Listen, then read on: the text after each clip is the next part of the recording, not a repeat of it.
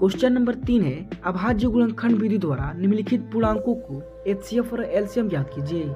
इसमें भी 3 क्वेश्चन दिया गया है, तो इसे सॉल्व करते हैं। तो देखिए इस क्वेश्चन में पहला है 12, 15, 21 का गुणनखंड विधि से एचसीएफ और एलसीएम निकालना है। ठीक है, देखिए सबसे पहले इसका हम लोग गुणनखंड कर देंगे। तो 12 का गुणनखंड क्या होगा, तो 2 से काटिएगा कितना होगा, 2 से गुणनखंड कीजिएगा तो यहाँ पर 6 आ जाएगा। ठीक है, और फिर 2 से कीजिएगा तो 3 बार, यानी कि 3 बार में जाता है 2 का पारा में 6, और फिर 3 के यहाँ पर कीजिएगा तो 1 हो जाएगा। ठीक है, इतना आ जाएगा।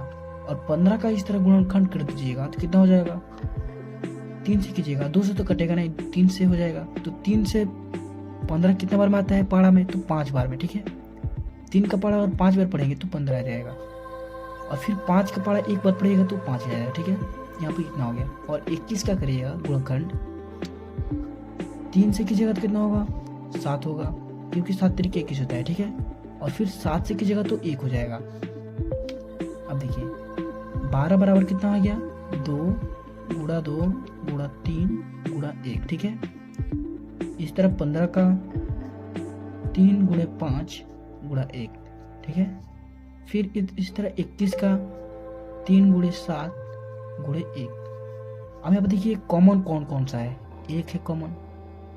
फिर अब कॉमन कौन कौन, 3 कॉमन है। देखिए इसमें भी 3 है, इसमें भी 3 है, और इसमें भी 3 है। ठीक है, तो 3 को भी इस तरह यहाँ पर घेर देंगे। ठीक है, अब यहाँ पर तीनों में कोई भी कॉमन नहीं है, तो एचसीएफ क्या हो जाएगा, एचसीएफ जो कॉमन होता है उसी को लिखना है। तो 3 एक कॉमन है और एक 1 है, और 3 गुणे 1, और इसको गुणा कर दीजिएगा तो 3 हो जाएगा। ठीक है, या एचसीएफ क्या निकल गया, 3 निकल गया। और इस तरफ एलसीएम निकालेंगे आप तो कितना हो जाएगा, देखिए एलसीएम निकालिएगा तो सबसे पहले कॉमन को लिखते हैं। तो 1 कॉमन है, फिर 3 कॉमन है, और जो कॉमन नहीं है उसको लिखते हैं। तो फिर 2, यहाँ पर 2 भी नहीं है, यहाँ पे 2 दूना 4 हो जाएगा। ठीक है, 4।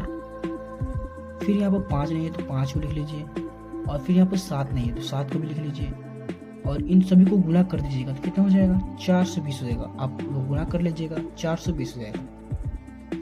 इस तरह इसमें दूसरा क्वेश्चन है 17, 23 और 29। ठीक है, 17, 23 और 29। देखिए दूसरा है 17, 23 और 29। इसका भी गुणनखंड कर दीजिए 17 का। तो 17 किससे करता नहीं है तो 17 को डायरेक्ट कर दीजिए। ठीक है, 17 एकम 17। फिर 23, ये भी किससे करता नहीं है, ये भी अभाज्य संख्या है, तो इसे भी 23 से कर दीजिए तो 1 हो जाएगा। और 29 भी एक अभाज्य संख्या ही है, तो फिर 29 से ही काटिए इसे, 1 हो जाएगा।